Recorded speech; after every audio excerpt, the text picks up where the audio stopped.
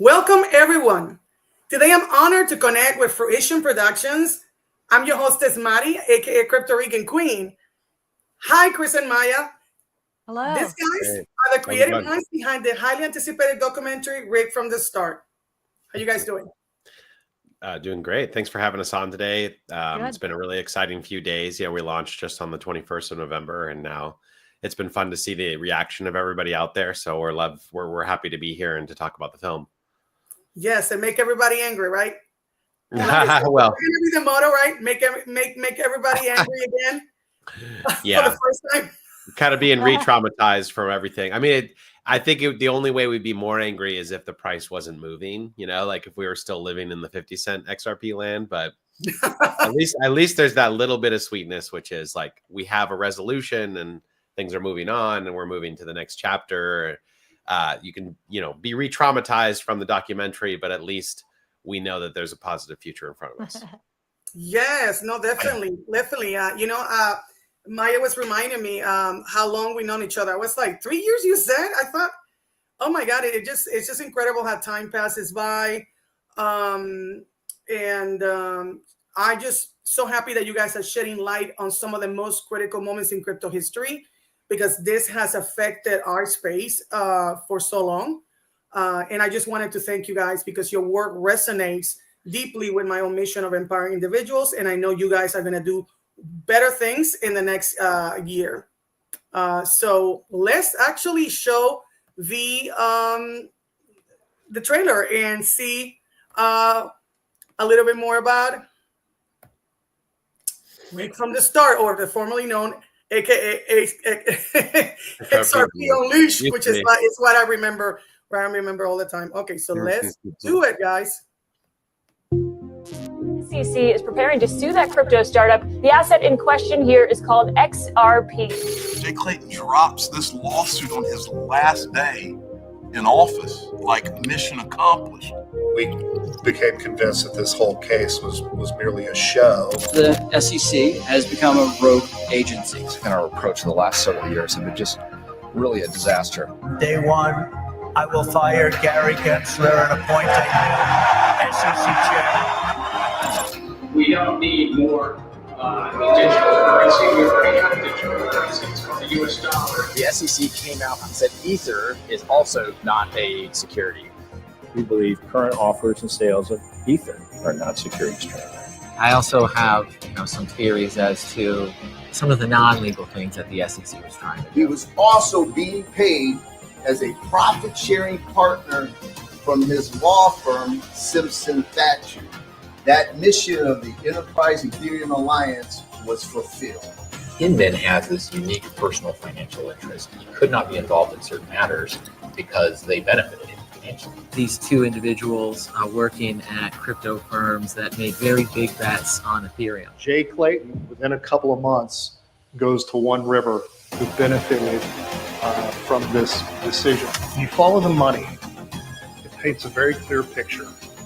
China's financial elite working with the U.S. financial elite and the regulators of the U.S. financial system to front run the new global digital financial system. Who wins? That's the question here. Who wins? Because I think that China wins. Charles said the Chinese have been courting Vitalik hard.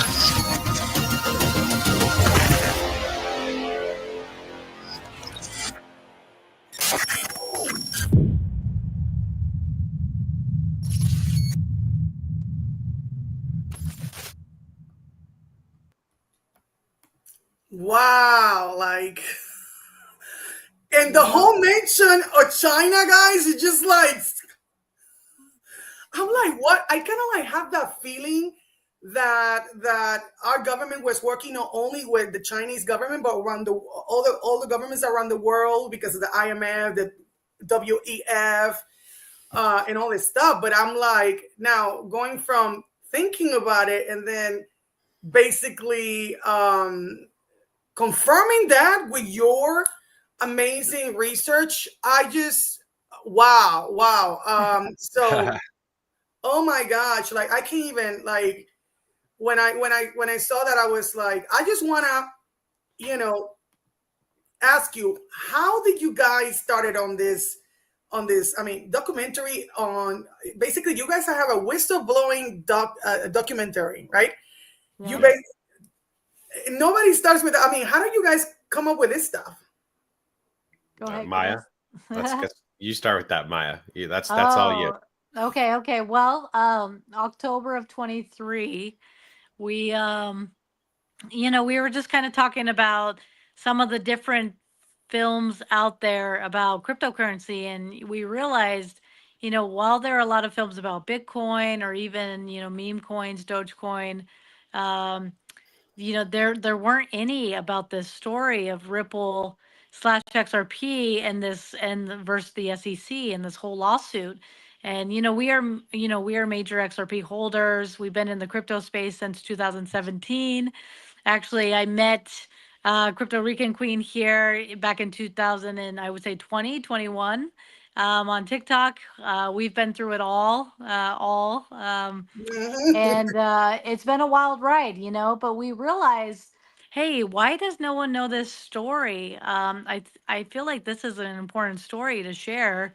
And, while talking to Chris, I said, if we're going to do this story, we need to make sure we, not only have the right messaging, but that we pick the right people to tell the story. And so we really just kind of started from grassroots, who I knew in the space, and just went from there. And it was like divine timing as well as a divine plan, because it just felt like doors were opening up every month, connecting to people and getting, okay, first we needed just some of the people, influencers and people to tell a little bit of the story and hype it up.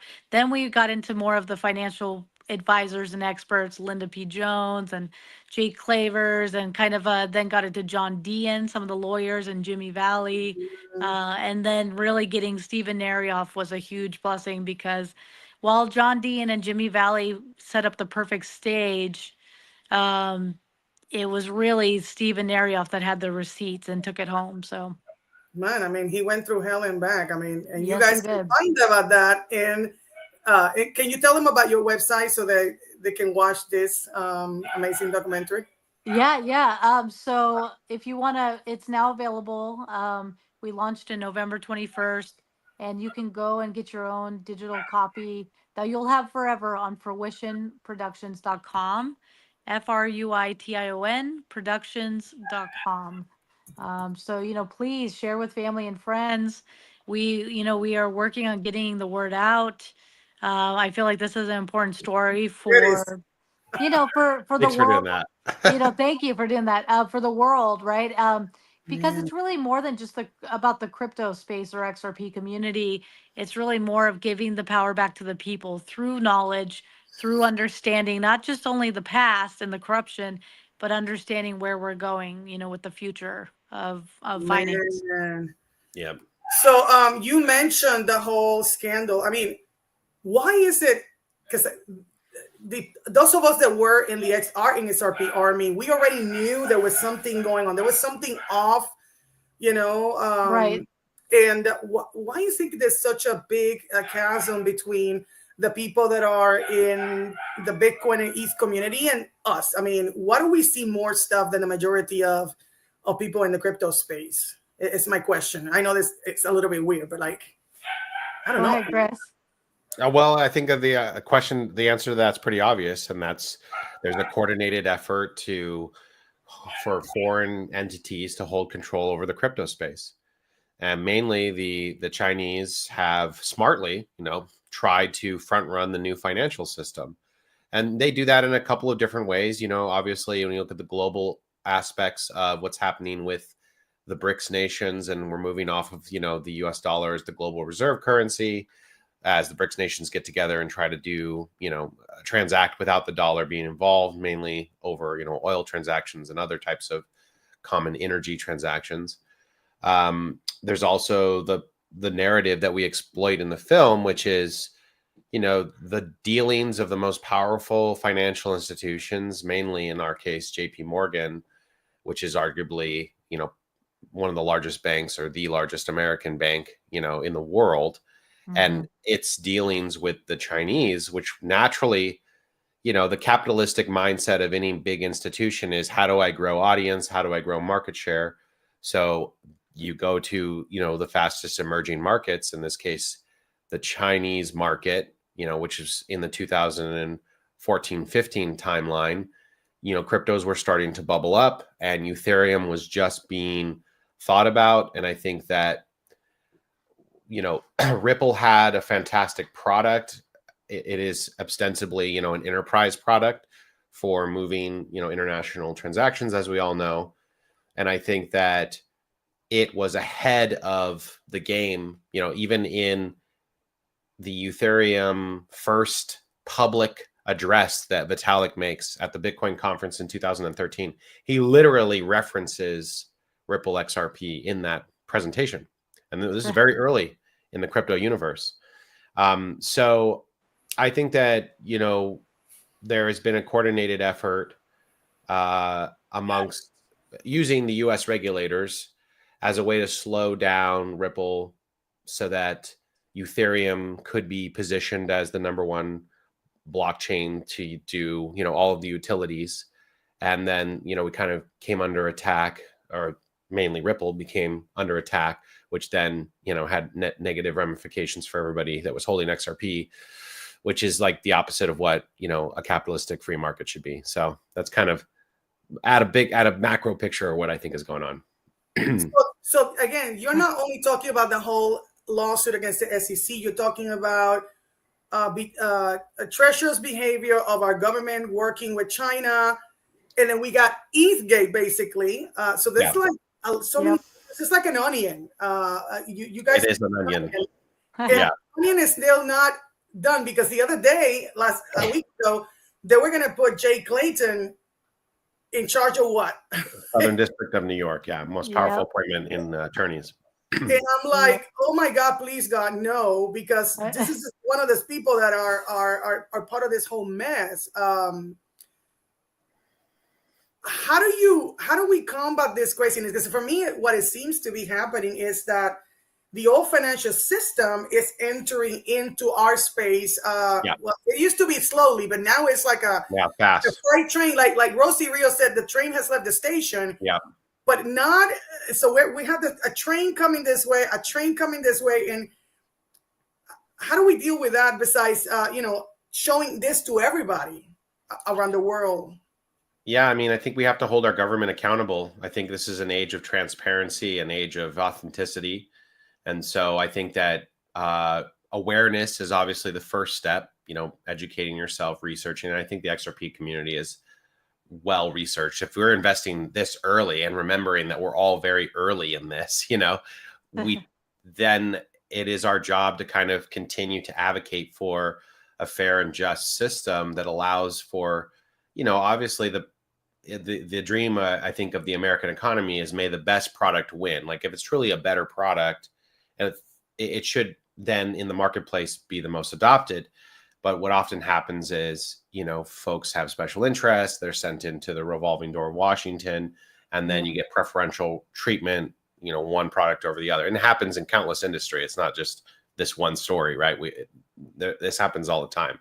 So I think as citizens, we did our first thing. Our first most important democratic duty was voting, and the people's voice was heard in the election. Now, I want to address there is half of the country that's upset and half of the country that's very excited. So now the job. I wouldn't say upset, brother. I wouldn't say upset. I wouldn't say losing their daggone minds. It's still been a long time. It's been weeks now, and still they're crying. They're saying, "Oh, we stole the election." They'll probably be crying for 4 years.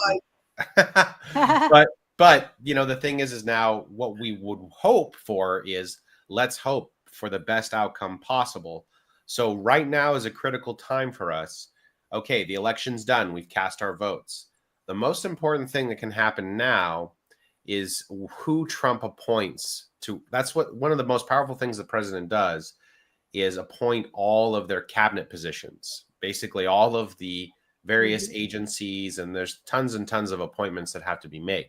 Now, Trump had started his transition cabinet early this time around because he knew what to expect going into office, and they're starting to make selections. But when we get selections that come across the desk like Jay Clayton, we need to raise the awareness through every channel possible. And so what are the channels that are available to you? Obviously, there's social media, but we need people in government to know that. So you need to contact your local elected officials, both your senator for your state and your local House representative of your district, figure out who those people are and contact them to say, we don't want, you know, Jay Clayton in the Southern District of New York, which is a federal appointment.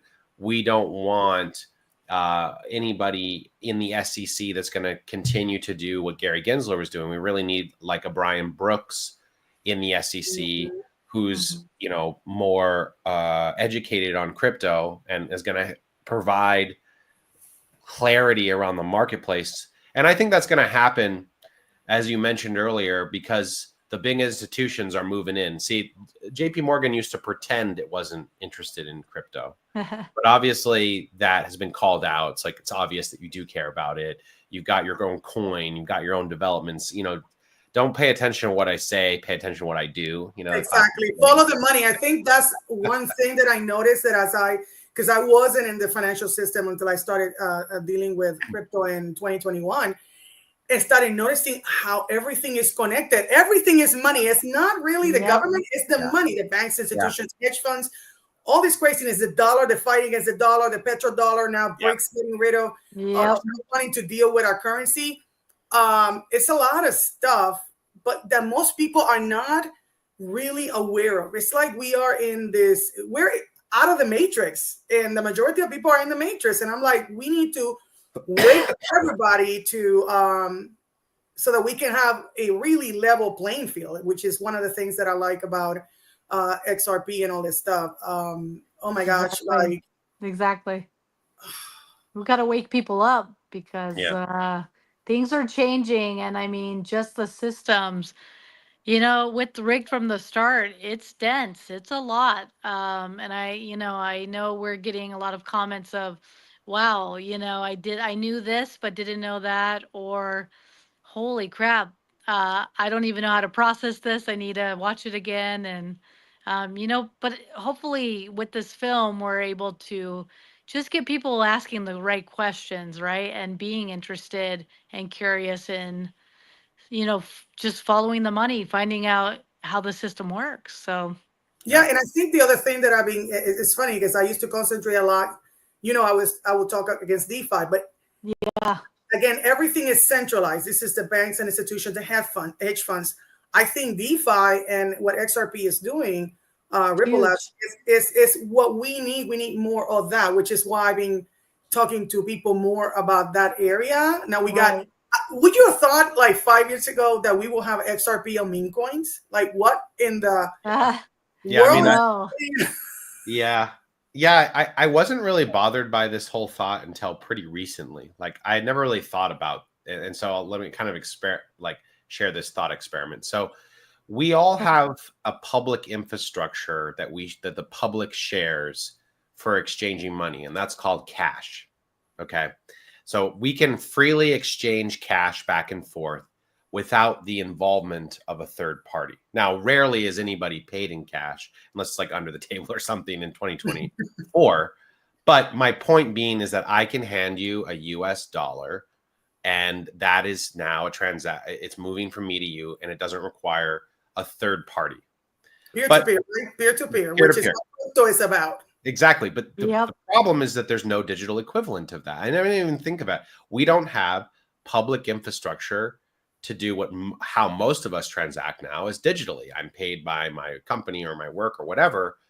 And so I started getting bothered by that. And it kind of light bulb went off. It's like, that's what crypto is solving. I don't have to go through, you know, Chase or Bank of America or one of these middlemen to transition money from me to you. That's the beauty of crypto. That's the light bulb moment for me, which was I am self-sovereign, self-custodying my wallet address on the blockchain.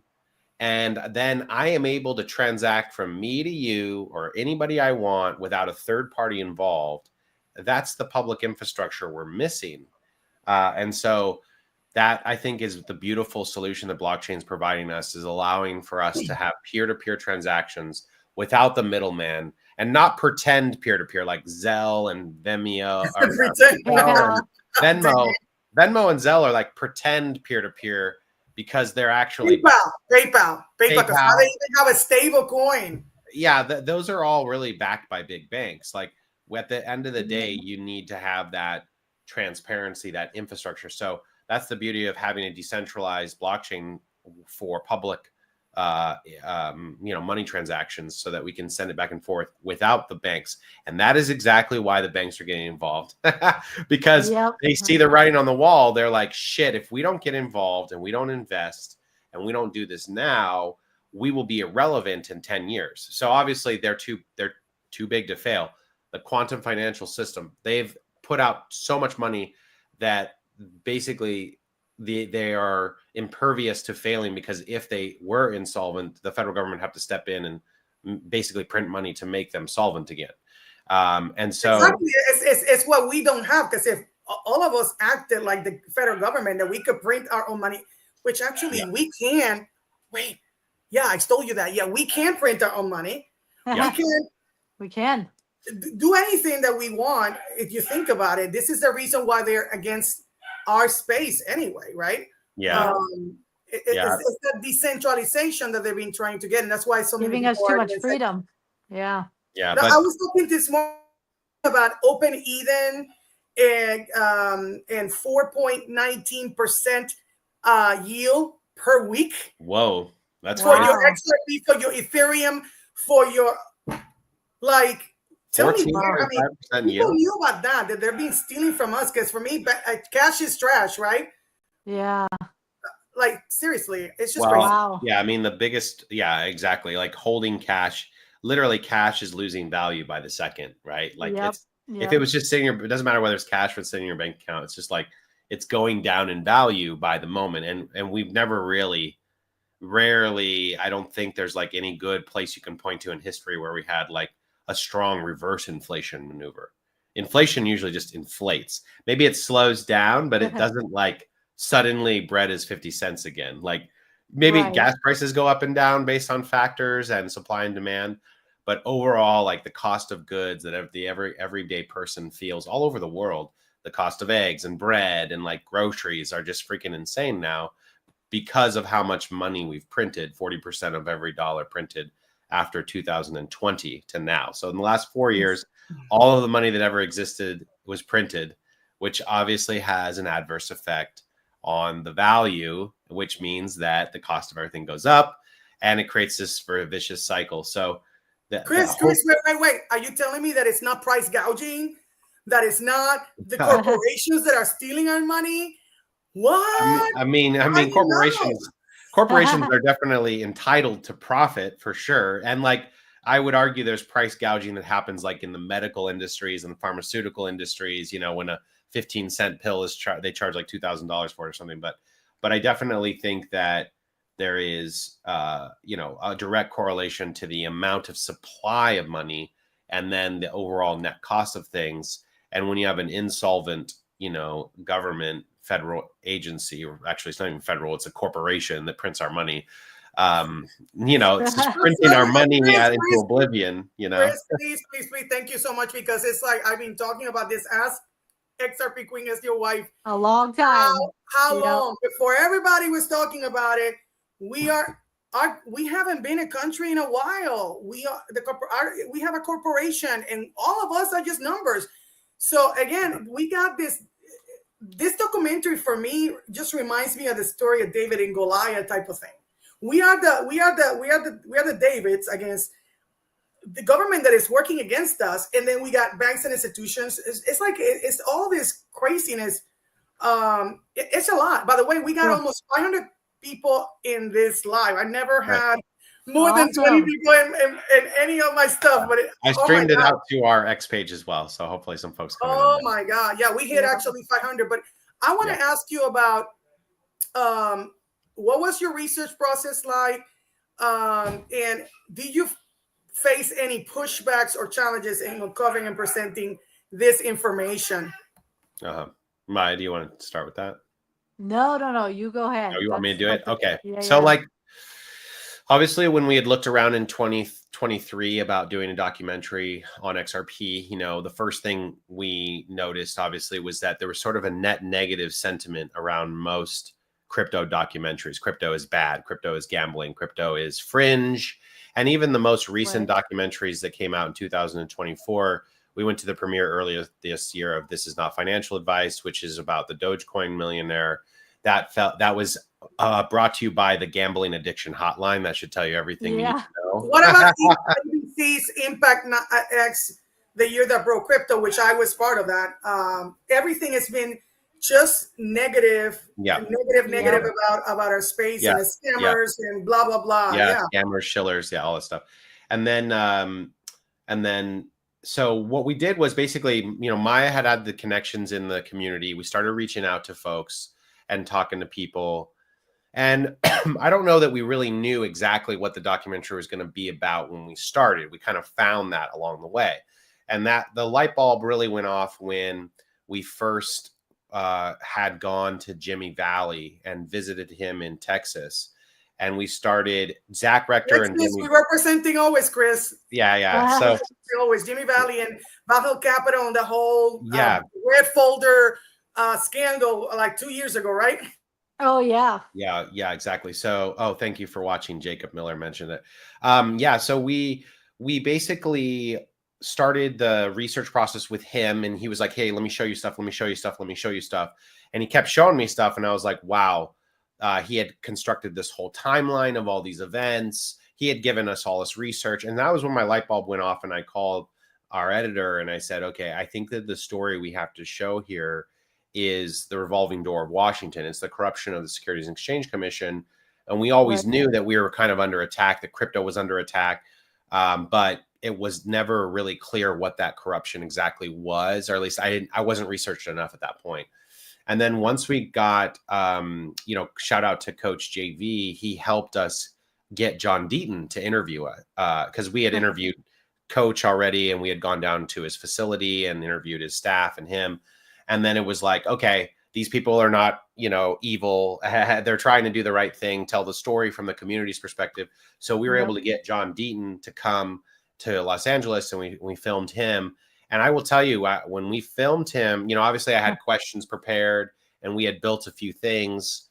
And I had worked really hard to try to connect the dots based on Jimmy Valley's timeline. Because if people have seen the documentary, there's this giant crime board that John Deaton didn't make that. I did, it's really hard to connect the dots. There's a lot of cast of characters. So we sat through John Deaton's interview and I was like, oh my God. I have no idea. Isn't he amazing? I actually had interviewed him, I think a week or before we did. A couple of weeks before that, before you guys got a hold of him. I was I don't even he was amazing. He was amazing. He is one of our fighters, and I love how you guys fit, the whole thing with the brass knuckles. I like his book. Damn. I need those, dude. Like I really need those. I'll work on making more. We should make more of those. Yeah. We 3D printed those. But anyways, I think that we were able to kind of continue to find that. And we had the idea, we at that point we were pretty clear about the way that all of the timeline worked. But everybody kept mentioning this name, and that name was Empower Oversight. Like when you talk to Di and Digital Perspectives, and even John had like in passing mentioned Empower Oversight.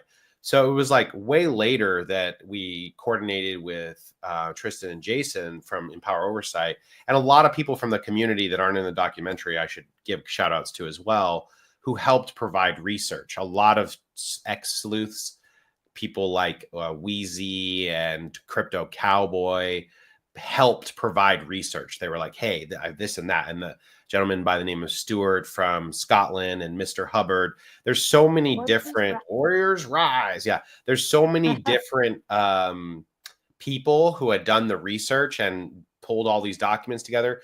But getting Empower was great because they were, somebody who had initiated a bunch of FOIA requests, and they had also initiated an internal investigation at the SEC, which they still not heard back on, by the way.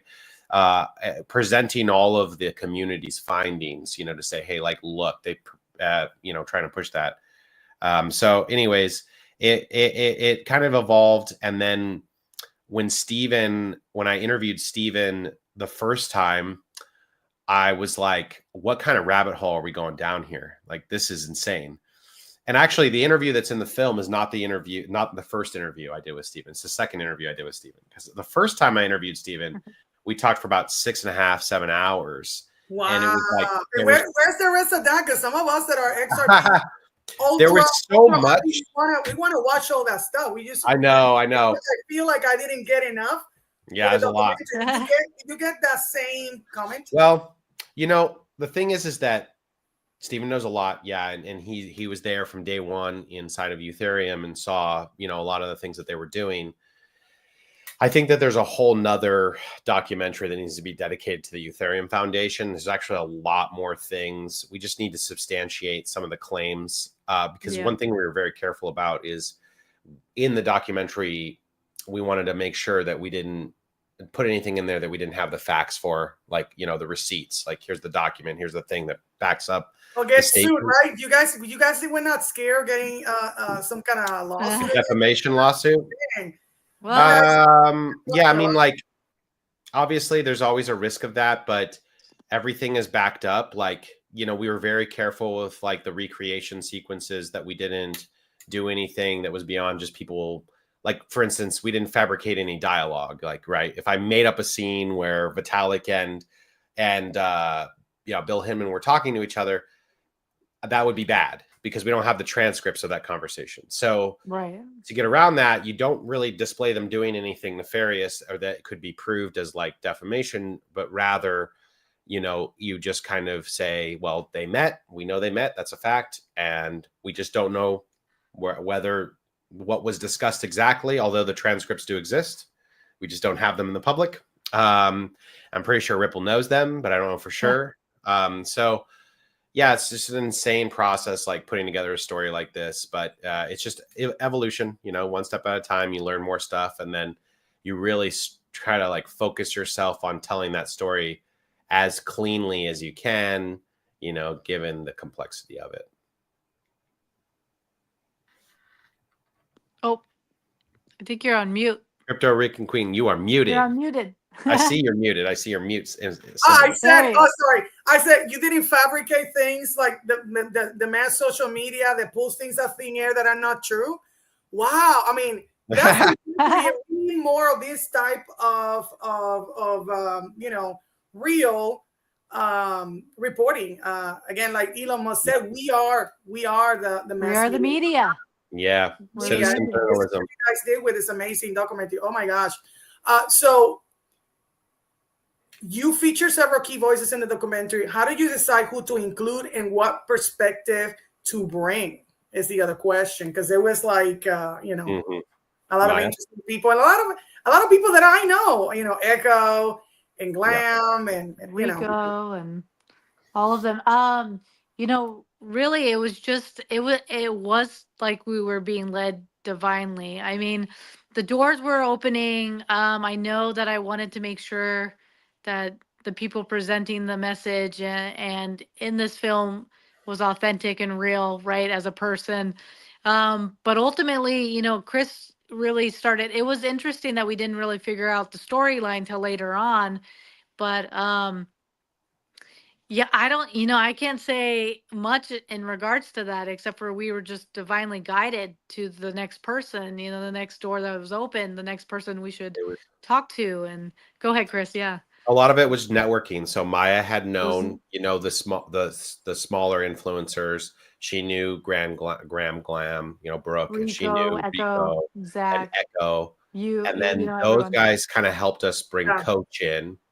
And then once we recorded all of them, they were like, okay, because we had we ran a professional set. We had a crew, we had, you know, craft services, we had stuff, you know, we took care. And by the way, nobody was paid to be in the documentary. Yes, Just no one thank was you for paid. saying that, because again, nobody was paid to be in the there was a lot of documentary. rumors, right? There was a lot of rumors. And it is not normal to be paid in a documentary, self-financed. unless you're like some No kind one of was paid. AAA, like if you're LeBron James or something. But like, you're some kind of AAA celebrity, you're not going to be paid to be in a documentary typically. So we had Yeah. actually had everybody sign an agreement that said, we are authorized to record you. We can Take your use social material. media if it's appropriate and related, and we won't do anything nefarious like misguide the audience about your intentions. For instance, like edit somebody into a weird rap or something. You know what I mean? Like do something. Like social media does again.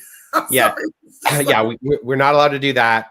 That's our trust to you. And I think after they saw that we were like that, and we ran a very professional set, right away people started helping us. Like, okay, like Coach helped us really step up and get John Deaton. No, but Chris, Brooke, I think it was because of the story, right? People started yes, resonating but with it, and it was like yeah, this but movement by the end. Yeah. that is true. But ultimately, what the reason that we were able to get from person to person was just old school word of mouth marketing. It Yep. was this Networking. person's like, okay, they're not evil, so I'm going to connect you to this next person, and that's how we got Yep. connected to Jimmy, and then Jimmy to this person, and then to Steven, and now to Trump. So like that's how we're. Because in the trailer, I just saw in part of the trailer in the movie the whole thing with President Trump and the Bitcoin conference, and I was there. Yeah. Oh my freaking God! I can't even tell you how amazing was that. I seen JFK and all these people. Yep. And being able to actually go into today and feel like, oh my God, something is there's something shifting. Do you feel this shift before you did the documentary, or do you feel like this is there's going to be a huge die, kind of like the parting of the Red Sea and type of thing, right? In the crypto space and in our country. Coach regularly has said, this is an age of authenticity is upon us. Yep. And I feel like, no, obviously we couldn't time. In fact, there are a lot of people who were like, oh, you need to bring this out before the election. And really, we had two reasons why we didn't. Number one, it wasn't done. We didn't finish it until like the week of our 2nd. premieres. Literally, when we were doing our premieres, the 7 premiere cities that we went out to, I had baked the film that Monday, and we were traveling with a hard drive, like begging the theaters to update the film, in their servers. And then like we needed time to finish it. But number two was the election's a very noisy time in media, and so we wanted to be on the other side of it. So serendipitous that this is the age of authenticity, and that we're moving into a reality where these stories want to be bubbled up, and Elon's really, shaking the tree leaves on this. I think Trump's going to shake it. They're trying to drain the swamp. And the amazing thing is so many other stories have bubbled up to us, like through this process, based on what people saw we made and other people we talked to, that like, we're going to be busy for years, like we're going to be busy making these kind of documentaries for a while, because there's so much to uncover. It's all kind of interconnected in a giant way. If you were to watch them, like hopefully 4 years from now, we can do a watch party. All connected. They're all kind of like crazy connected, but nonetheless, it is time for us to kind of expose that this is the direct attack we felt in the crypto community. Again, that the government was overstepping, overreaching, doing unusual things to battle this industry on behalf of the banks, on behalf of the foreign interests.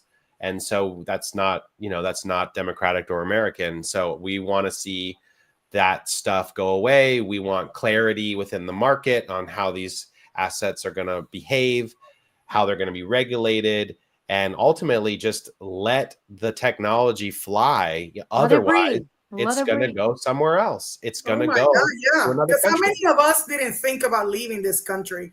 I mean, I don't know about you, but like I went to Salvador, that's here, and I said, let me just check this place, because this is the place that had the first time, the first Bitcoin as legal tender. I'm like, if these things keep getting worse, I'm just gonna leave my country, and that's painful, right? I mean, because of everything, right? Right. It was getting bad. I mean, that's pretty bad when people want to leave their own country, especially America, because of everything. So, there is a shift. I do feel the shift. I think even more so after the election. And, we're hoping with not just the film, but with Trump being in office and different things, that it brings a sense of hope back to America, especially. And really, giving them the knowledge, giving them the power through knowledge to understand the future as well as the past is, like you can't beat it. This is amazing, Amaya and Chris, because like I am from San Juan, Puerto Rico, talking to you guys here. I'm in Texas, right? Talking to people in California, Yep. where usually we don't talk to each other. I mean, our country hasn't talked to one another for forever, which is why we have such a mess. This was the worst presidential election that I ever seen in my life, and I don't know if it. I mean, I just turned 50 a month ago, but I mean, am I exaggerating or what? Because there's so many things that happen. It's like, what in the freaking world is happening in our country? And Right. now this documentary, guys, please, follow, like, comment, and share. We're in social media, and go to the website fruitionproductions.com and get your copy own today. copy. You don't even have to get out of your house. You can, get it, boom, and you can watch it right away, right? Yes, yes, and you can Chromecast it from your own phone or computer to your TV. I mean, we are doing whatever we can to really get the word out. So please share with family, friends, your audience.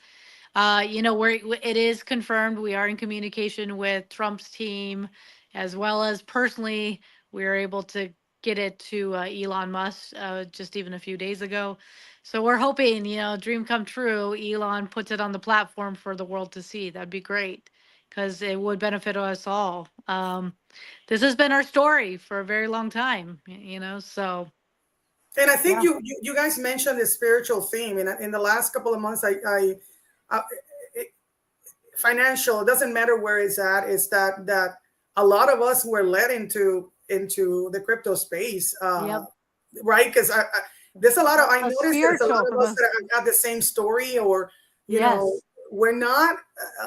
It's like a lot of people don't see what we see, and it's been this fight. And I think now that everything is slowly getting into, it seems like faster, because I never thought that we will be so fast at almost 100,000 Bitcoin or XRP $1.62. All this stuff, it just moving in the right direction, and the documentary is also part of this right direction, right? Thank you. Yeah, it gives us a voice. So. And I know you guys work your butts to be here, because you and I will talk, and update each other, and you say, oh my God, we got this roadblock and we got this roadblock. Tell me more about the whole about the language, because again, we need everybody to being able to listen to the documentary in their language, and that my first language is Espanol. Tell me about that, and then about the whole distribution thing, which is why we need more people to see the videos like mine. Chris, Yeah. So it's, I mean, obviously, first thing is like nobody told us to make this documentary. So first thing is like origination is Maya and I deciding to pool our resources, the crypto resources we were holding, and pay for, not ourselves, because obviously you're not paying yourself in this process, pay our crew and editor and people in the project to put the film together. And then comes the part where you've got to sell it. So we started getting decent following in socials and people interested. There's obviously, we know people in our community care about this story.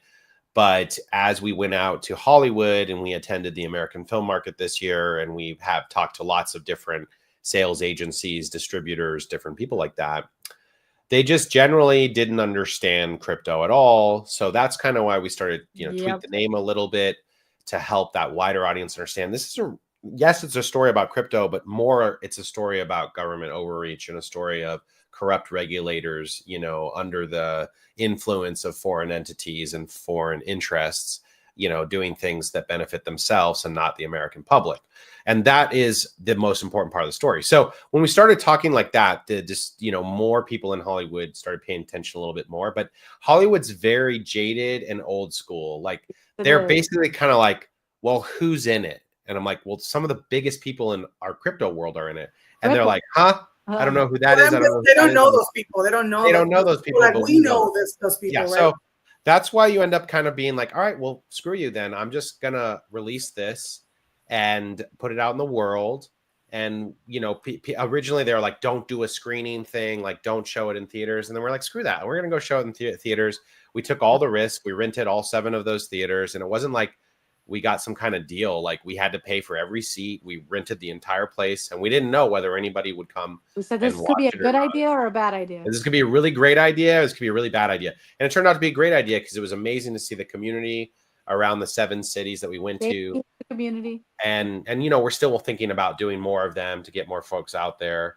But you know, we want to focus on getting the story as wide as possible. So first steps, like, you know, obviously our website. And why not? Well, why aren't you on like iTunes, Amazon? And we get asked about Netflix all the time. First of all, just so you're clear, you can't just post on Netflix. Okay. Like that doesn't work that way.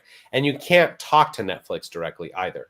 Netflix has a lot of middlemen. They have distributors, sales agents, and things that you're trying to talk to. So when that first layer, entertainment attorneys, when that first layer isn't even willing to take your story up to the top layer, they kind of are like, blah, you know, like there's no way to get to Netflix. You know, you can't just walk in the doors of Netflix. It's who you know, right? I think people don't understand that. You know, yeah, it's like having big names attached. Like if we had LeBron James in it, if we had somebody, Matt Damon. If I had Matt Damon, I could do anything, you know, but so we don't. And so what we have to do is viral marketing. It's all about, you know, word of mouth, talking to your friends, getting our folks that are like right outside of our crypto community, our cousins, our aunts, our uncles, our friends in the community, telling people about the film. Like this is about government corruption. Like when you're pitching this to your friends, it's a film about government overreach and corruption. And we need to hold our government accountable in this new environment. Hold our government accountable in the new Trump era. We got to do that.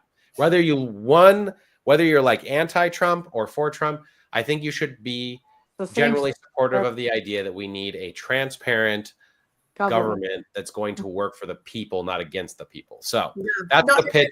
Yeah, so the transparent government is important, but I think we saw in the last 6 months of presidential campaign why Trump won. People want to hear, how is this connected to me? And basically, what is the number one thing that everybody voted for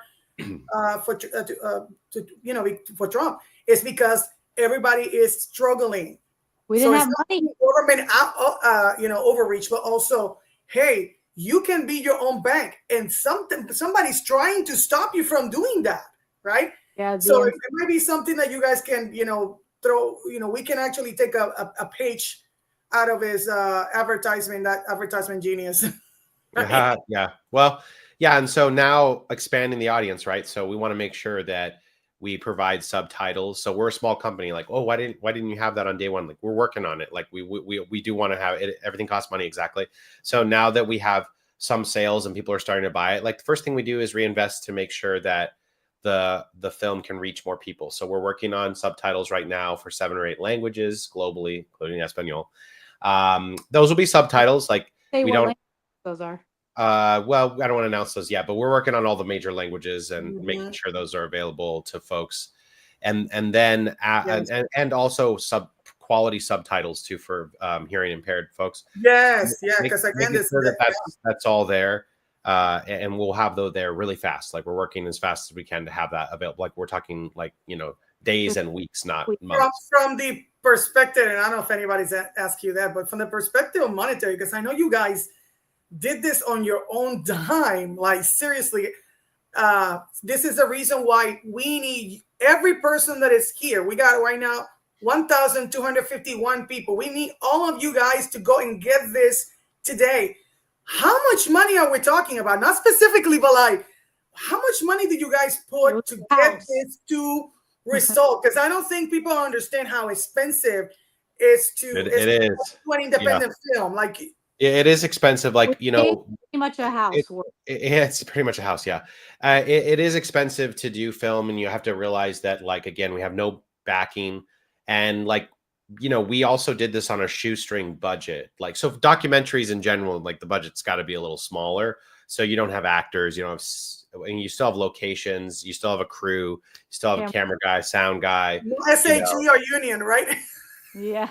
No, not at this level. You're not working at union level. Forget about that, because that would be insane. and I have nothing against unions, but it's just sort of the rates for a small independent company are just not there. Like, and in fact, generally, even working in Los Angeles, we filmed a lot outside of LA for cost purposes. You know, filming. Isn't it why one of the reasons why they always are filming in Canada? I'm like, where we have people here. Why are you guys filming in Canada? Well, Canada has one of the best tax rebates of any They're country. moving outside of They have Hollywood, like because 56% tax rate or something. Tax rebate. So anyways, it is expensive to do this stuff, and actually even more expensive since XRP went up, and all of the, I mean, just to stress this, all of the money that paid for the documentary came from XRP. We liquidated our bag, or some of our bag, about a good chunk of it, to like pay for this. Now, obviously, we'll put money back in as hopefully we are able to recoup the costs. But obviously the market's gone up and everything. So I think ultimately, though, it's still worth it to tell the story, get it out there. You know, I see some comments like, well, why didn't you put it out for free? It's like, guys, if you had, you know, invested a house, you know, into something, and you're trying to make it high quality, and you're doing everything you can, like there is a difference. Like, you know, yes, Netflix, it appears to be free, but you're paying $20 a month for Netflix, and in aggregate, Netflix has, you know, billions of dollars in revenue and licenses this stuff. And actually, I think it's ultimately why citizen journalism is so important. We used to pay for the news, you know, it was called the newspaper, and you had a subscription, you know, you had a subscription. And since news sort of lost its ability to monetize itself, and the papers eroded, especially local papers, ones that were doing reporting like in your town, right? When those all disappeared, and we ended up with MSNBC, CBS, CNN, you know, Fox News, they ostensibly became, you know, fighting for ratings over entertainment. And so I think it's really important that we create a new type of journalism. Yes, there is a lot of stuff on YouTube. 100% there is. There are a lot of this information is out there. There are Twitter threads, X threads as well. But since the beginning of time, we've been sitting around fire telling stories. Stories is a medium by which people like to learn, and especially film, they like to learn that way. So we think that there's a underserved kind of group of individuals that want to learn via watching things, and that we're going to continue to do story after story like this. And thank you so much, Jacob, for all the comments there, and you know, getting into the, you know, XRP community. And the internet does always win. I agree with XRP Miller. Like, ultimately, what Elon's doing on X is making it possible for us unfiltered to bring this information out, you know, and bring it out and share it with the world. So we're going to continue to fight to make more content like this, expose more parts of the government, and do it with integrity, do it with receipts. This is our first film. Let's whistleblow everybody. Yeah, well, this is our first documentary, but we're, you know, obviously there's 1,000 things we're going to make better with the next one. We're going to do it better. You know, we're going to keep telling these stories. So, you know, I respect that people have different financial hardships and things. So, you know, we'll continue to do what we can to lower the cost of the documentary and think about other ways we can monetize it as time goes on. You know, right now we're in, you know, transparently, we're in like recoup the cost of making it. It was very expensive to make. But as that money comes back, then we'll start to like make it a little cheaper, you know, bring out rentals later on. Yeah. But you're helping us by buying the documentary. It's more than just, you know. What about Redbox? Are you guys talking about Redbox? How's that work? Redbox is out of business. It's bankrupt. Is it? We still have Redbox here in Texas. They're not a business anymore. What? Yeah, they're completely gone. You know, I like Jacob's commentary. He said, I love that you didn't have big companies, because anytime you have big companies backing you, what happens usually? They want their message out there, right? They want to control the creative, right? So when you have a big company behind you, the very first thing they're going to do is take control of the creative. They're going to say, this is what you're going to say, not going to say. This is how you're going to edit it. This is who needs to be in here, who compromising the story. Like, if Hollywood had their way originally, when we had meetings with them, you know, 4 or 5 months ago, I would have like Mark Cuban in this. Like, look how that go. Look how bad that would have been. Like, you know, where he went. Like, Mark Cuban, Mark Cuban. But that's literally who they suggested. That's not even mentioned that, because that was a mess. That's who there they was some suggested. weird They're like, stuff. get Mark Cuban in here. I'm like, I don't want Mark Cuban in this thing because he Kim has nothing to do with Kardashian, this freaking LeBron thing. James. Yeah. And I saw someone else ask if we had seen the Wyoming stablecoin announcement. Yes, Yes. of course. We're monitoring these things. So, we'll look, $15. You're buying the documentary. It's yours. You can watch as many times as you want. Next year, like after we get past the premiere window, we'll turn on downloads. You can download it, put it on your server. I don't care. We just ask, be reasonable with it. Like show it to your friends, have little screenings at your house. Like I love that. Do that. Just don't try to stream the whole thing or, put your own movie theater together and charge tickets. Like, reach out to us if you want to do something like that. We'll try to coordinate with you. But otherwise, for your little home viewings and having your friends and family over, that's amazing. And Thanksgiving's coming up. It's a good opportunity to talk about the changing financial systems and maybe sit down and have a chance to watch this with folks. And please do. And we'll continue to produce some additional materials that we'll attach to the documentary. We're going to do some interviews this week that we're going to record with people who are in the film and break down certain scenes. We're going to put that part out for free. It's a lot. It's dense. Yeah, it's dense. So we're going to put that out for free. It'll be an after show program. People can learn more about it. And thanks for supporting us. Like when you buy a shirt, when you buy the documentary, you're helping Maya and I ability to make more stories like this.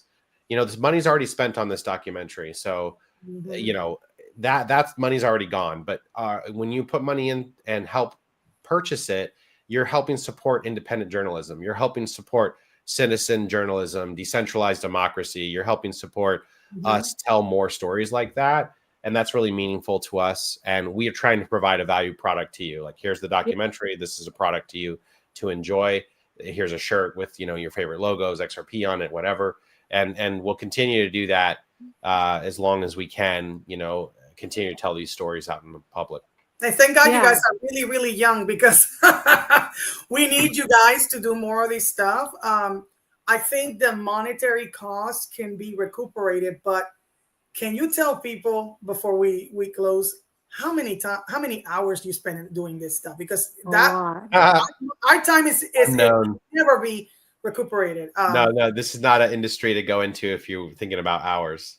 But I don't. I don't think about hours. So just a ballpark. That's impossible to calculate. I live and breathe this every day. That's like if I had to bill myself hourly, I would be 1,000 hours. There's no way. It's like 10,000, 20,000 hours. It's a lot. I don't know how much it is. It's 11 months. Every day, all day for a year. We've been thinking about this, and when we were in the final edit, it was 16-hour days editing. 7 days a week.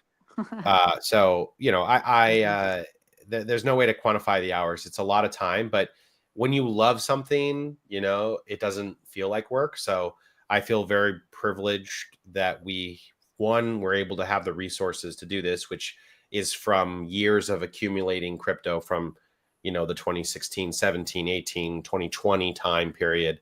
That's what allowed us to pay for this, and then feel privileged that everybody gave us the time of day to actually let us interview them and let us put us in the documentary, give us the trust. And then we just had to grind persistently until we got it done and brought it out for everybody. And so the man hours at that point, that's a wash. Like Maya and I have yet to collect a paycheck in terms of, our time, but my crew is paid for and the editor was paid for. And so we try to take care of them, but hopefully when this whole thing is over, we're able to actually live off of, continuing to do work like this. The lady speak. People want to hear a little bit more. Maya, go for it. Talk a little bit. No. Just that, like you said, it's hard to, be able to, put a finger on how many hours, but we just enjoyed bringing it to you all as the audience. And the initial intent for this film was really coming from a place of authenticity and just wanting to really educate people and bring it to the masses worldwide, because I was thinking to myself, I came from Eastern Europe. I lived in an orphanage since I was 5, I was adopted. If I wasn't given certain opportunities in my life, or if I didn't have certain knowledge of some things, I would not be where I am today. So, Exactly. Chris and I, we thought, you know what, the best thing to give back to the world is knowledge, right, and information, and take it how you will, but maybe it will just give you just enough information to change your life and to make a more calculated decision with your finances, or just to understand things more about our system and the world we live in. And I think with all of this as a collective, we can then improve the future of humanity, right? So Yeah. live in a much, just a better world, right? It's So information in that, Maya, because at the end of the day, that's one of the things that I connected with you, because we have like other country, other culture, backgrounds and stuff. right. Thank you for being here. Hopefully, Thanks for having we us. never Appreciate it. had like more than 10 people in my channel, and it's 1,529 people. I'm like, what the heck? That's So amazing. I wanted to thank you so much to Fruition Productions, to Maya, and to Chris for sharing your incredible insights and behind the scenes journey of Rick from the start. Your dedication to telling XRP story and highlighting the critical challenges in the crypto space is nothing short of inspiring. So for everyone watching, I can't recommend this documentary enough. It's not just about Ripple or XRP. It's a wake-up call for anyone invested in the future of decentralized technology and fair regulation. So be sure to watch and get this documentary today. We need each and every one of you's help. Together we can push for a more transparent, innovative crypto ecosystem. Thank you for joining us. Please follow everybody. And I And hope Puerto Rico, I just want to say thank you for just being a friend in the space. We go back to 2020, 21. Please, everyone in the chat, continue, just like Crypto Rican Queen, continue to make a difference. Continue to put yourself out there. Please listen to all of the amazing stuff that she's interested in the metaverse and all this amazing things, NFTs, all this stuff that Chris and I, we don't know. But she does. There are amazing people out there, and I'm just letting everyone know that she is amazing. Please follow her. Please listen to all the expertise that she gives. And thank you for having us. We really appreciate it. Appreciate it. We're all a family, right? Thanks for being. thank you for giving we're a us your community, time, friend. not only for this hour, but also for this amazing documentary, because again, we need this.